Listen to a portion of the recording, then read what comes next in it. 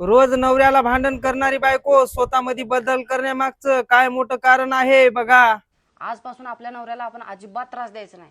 होय जाऊबाई, आपण पण आपल्या नवऱ्याशी प्रेमानं वागायचं आणि ते म्हणतील तसंच करायचं. होय होय, आता आपणच आपल्यात बदल करूया.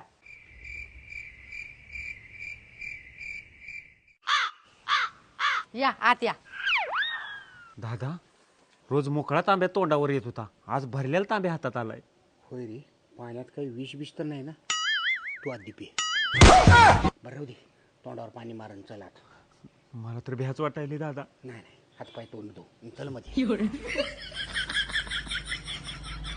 वैद्या, तोंड पुसायला रुमाल तर दे की.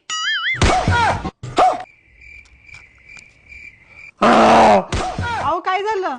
अगं सांगून डोकं दाबत जा की, मला वाटलं नरड दाबतेस का काय. काय?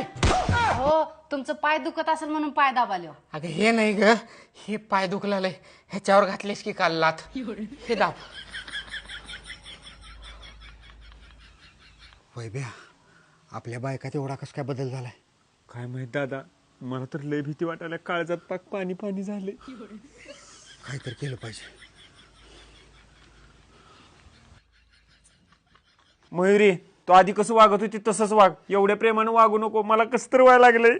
आम्हाला दोघाला शेजारणीच्या घरात गेल्यासारखं वाटलं. आम्ही तुमच्यासाठी स्वतःच बदल केलो होतो, पण तुम्ही त्या लायकीचं नाही. हे तर दोघे भाऊ लपडे करून निघले की राव, याच्या तोंडाने जे लफडे कुठली अवघड कंडिशन झाली.